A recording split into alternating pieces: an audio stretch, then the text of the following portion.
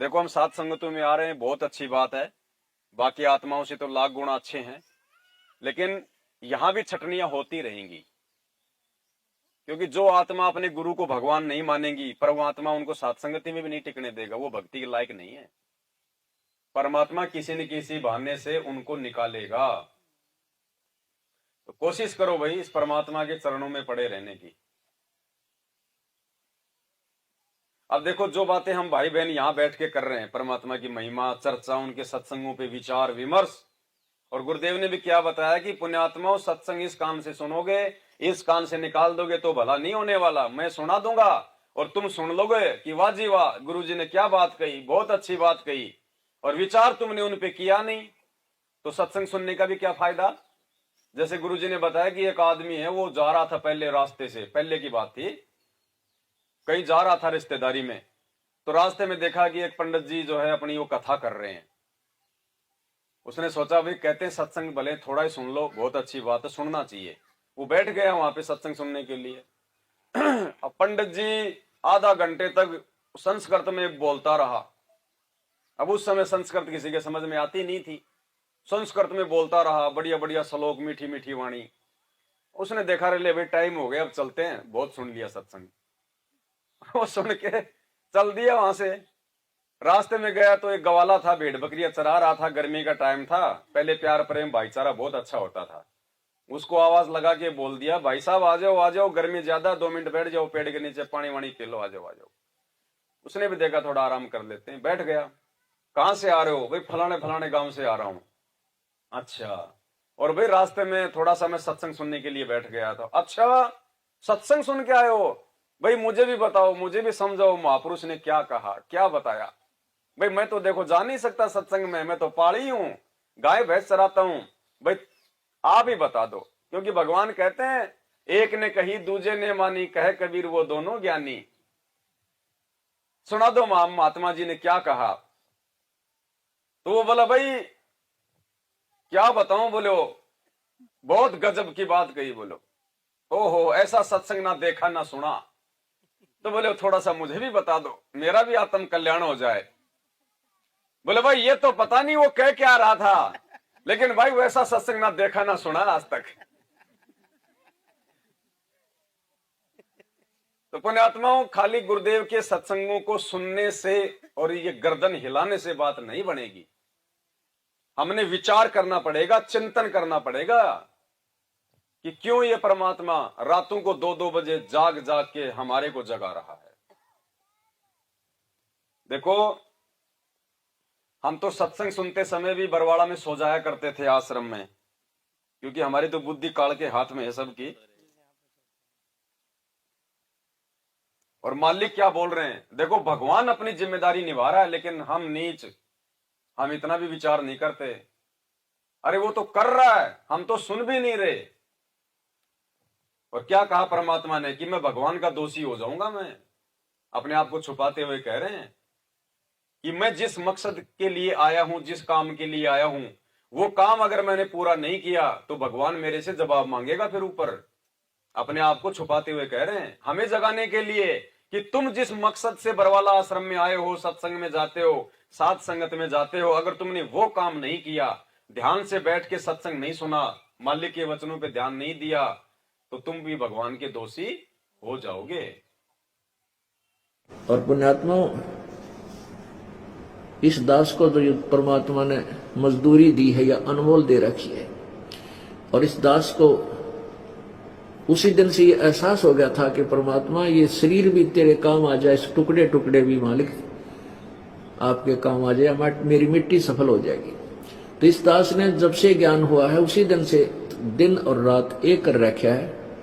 अब आप देखते हो 13-14 घंटे पहले सत्संग करता हूँ, फिर आप जी से मिलता हूँ, और फिर और आश्रम की भी जो व्यवस्था करनी होती है आप जी के लिए वो भी करता है दास। और कितना 12 बजे 1 बजे जाकर सोने का समय मिलता है, फिर बखते उठ कर फिर।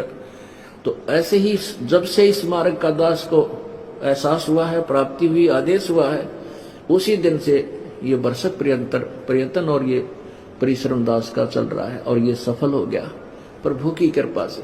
तो इसलिए दास जरा से भी आलस नहीं करता कि परमात्मा फिर नाराज हो गया ना, फिर मेरे पिल्ला कुछ नहीं रहेगा।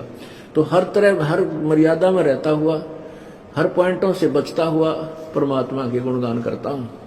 तो यहां ये ऐसा है कि पहली कला कक्षा से लेकर लास्ट तक ये नए सिरे नई पढ़ाई पढ़ानी, क्योंकि पहले ज्ञान से विपरीत है सारी, और इसमें मेहनत ज्यादा करनी पड़ेगी दास ने, क्योंकि बार बार रह रहकर प्रमाण ना दिखाऊंगा तो कुछ भी पल्ला ना पड़े आपका ये 2 घंटे व्यर्थ जाएंगे, जिसको नए सिरे से नहीं बताया जाता।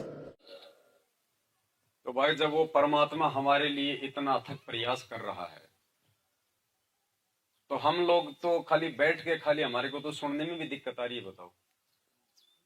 तो पुण्यात्माओं, जो बातें परमात्मा के आशीर्वाद से, सदगुरु रामपाल जी भगवान की मेहर से, जो बातें उनके सत्संगों के ऊपर विचार विमर्श, जो चिंतन हम भाई बहन बैठ के साथ संगतियों में करते हैं, ये चिंतन अगर उन आश्रमों में होने लग जाए तो वास्तव में सबका आत्म कल्याण हो जाए, परमात्मा इतना प्रसन्न हो जाए। लेकिन वहां तो राजनेता बुलाए जाते हैं, उनके इंटरव्यू लिए जाते हैं, वो बढ़ाई कर देते हैं, फिर उनको समाज में भेजते हैं, और लोग इंटरव्यू देख देख के ज्ञान को ना समझ के उन आश्रमों में जाते हैं, दान धर्म करते हैं, उनकी जेब में पैसा आ रहा है, बल्ले बल्ले हो रही है।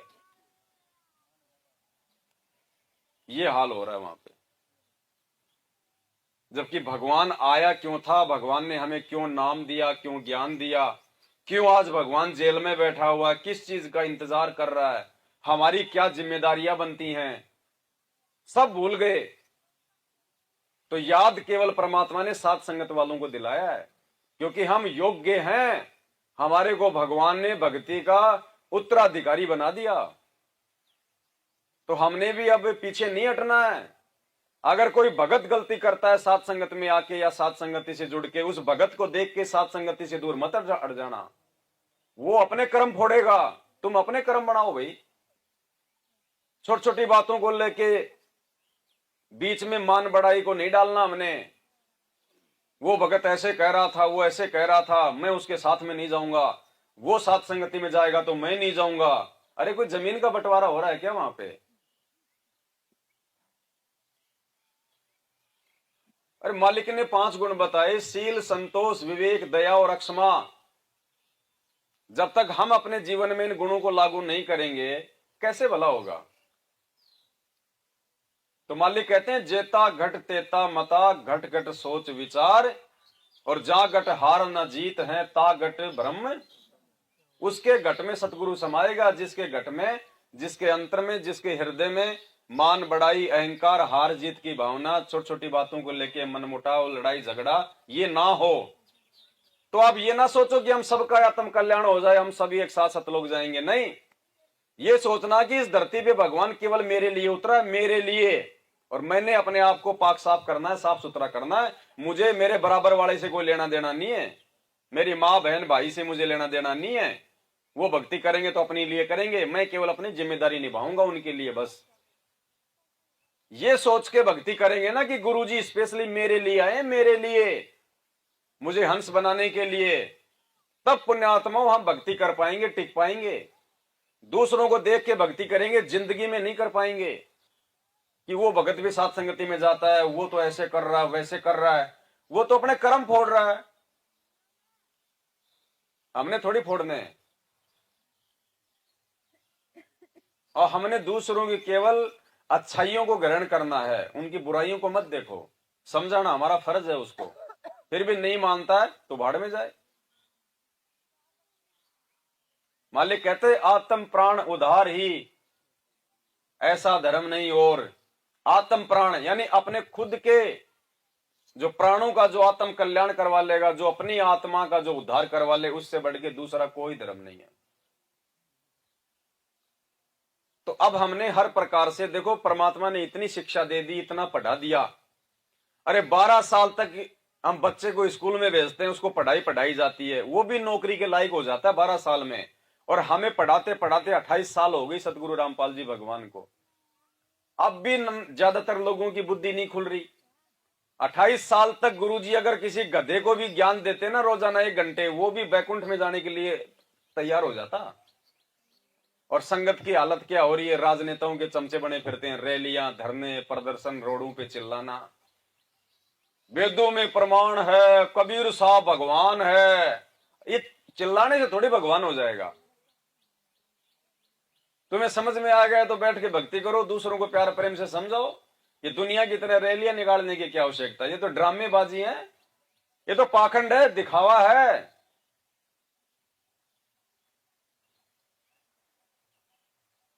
सन 2014 तक अपने गुरुदेव आश्रमों में रह के ज्ञान दे रहे थे।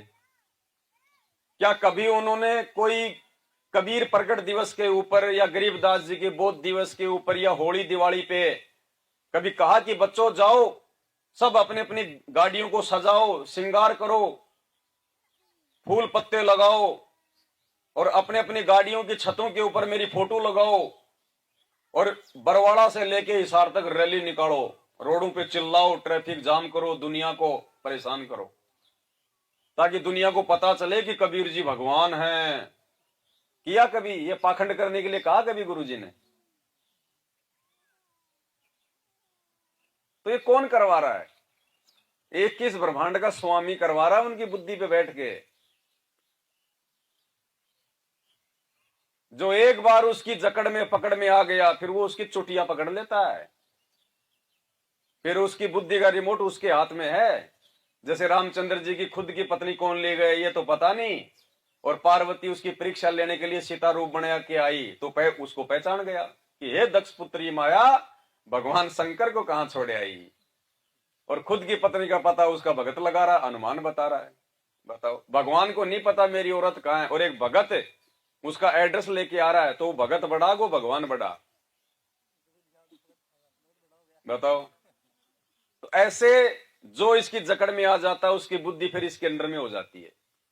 तो ये सतलोक आश्रम मैनेजमेंट हरियाणा वालों की, और 90% वो संगत जो आंख बंद करके गुरुदेव के सत्संगों पे विचार विमर्श ना करके, चिंतन मनन ना करके, जो आंखों पे अज्ञानता की काली पट्टी बांध के चल रही है, रोडों पे दौड़ रही है। अरे आश्रम किस लिए बनाए? वो छत किस लिए बनाई? वो पंखे किस लिए लगाए? अगर रोड पे दौड़ दौड़ के अगर वो पसीने निकालने हैं तो बताओ, विचार करने की बात है। ऐसे आदमी समझेगा क्या रोडों पे चिल्लाने से? अरे देश की ज्यादातर गाड़ियों के ऊपर, टेम्पों के ऊपर, दीवारों के ऊपर बेटी बचाओ, बेटी पढ़ाओ, बेटी बचाओ, बेटी पढ़ाओ, अखबारों में ऐड आती है, टीवी चैनल पे ऐड आती हैं। खाली दीवारों पे लिखने से, गाड़ियों के पीछे लिखने से देश नहीं बदलेगा, जनता नहीं बदलेगी, उनकी सोच नहीं बदलेगी। वो संदेशा देने वाले खुद वैसे होने चाहिए, तब जाके दूसरों के ऊपर उनके शब्दों का असर होता है। जब उन्हें भगवान का नहीं पता तो रोडों पे चिल्लाने से क्या मतलब? वेदों में प्रमाण है, कबीर साहब भगवान है। अब कोई उनको पकड़ के कहते कि भाई साहब रुक, हाँ जी रुक गया। क्या गा रहे हो आप कि वेदों में प्रमाण है, कबीर साहब भगवान है? अच्छा जी, कबीर जी को भगवान मानने से क्या होगा? अरे मोक्ष हो जाएगा, सतलोक चले जाओगे, गधे कुत्ते बनने से बच जाओगे। अच्छा जी, कबीर जी कहां है? कबीर जी 650 साल पहले आए थे, तो नाम किससे ले भाई? कबीर जी है नहीं, जो गधा कुत्ता बनाने से रोक दे, सतलोक पहुंचा दे, तो नाम किससे लें? नाम हमारे गुरुजी से। क्यों भाई, तुम्हारे गुरुजी कबीर जी हैं क्या? हाँ हाँ हाँ, हमारे गुरुजी कबीर जी हैं। तो नालायक फिर रोड पे क्यों चिल्ला रहा है कि वेदों में प्रमाण है, कबीर भगवान है? अरे जब वो गुरुजी, जब वो कबीर परमात्मा तेरे गुरुजी के रूप में आ गया, तो नालायक तू तो इसका गुणगान कर, इसका गुणगान कर तू। उसका गुणगान करने से क्या मिलेगा जो धरती पे है ही नहीं? तो पुण्यात्माओं, ये तो चिल्लाते हैं बेचारे, वेदों में प्रमाण है, कबीर देव भगवान है, और हम साथ संगत वालों को भगवान ने समझा दिया कि ये संगत भी अनजान है, सतगुरु रामपाल जी भगवान है। तो हमारे खुद के भाई बहन ही अनजान है अभी, तो उनके समझाने से दुनिया नहीं समझेगी। कितने लोग समझ गए बता दो? जो थोड़े बहुत थे वो और बिगड़ गए। देखो उन आश्रमों में जो हमारे भाई बहन जाते हैं, आत्मा बहुत अच्छी है, वो परमात्मा के लिए जाते हैं, लेकिन मार्ग सही नहीं है। जैसे गुरुदेव ने बताया कि मंदिर में, मस्जिद में, बद्रीनाथ में, केदारनाथ में वो आत्मा जाती है जिनको परमात्मा की प्यास है, नहीं तो बाकी दुनिया नहीं जाती है।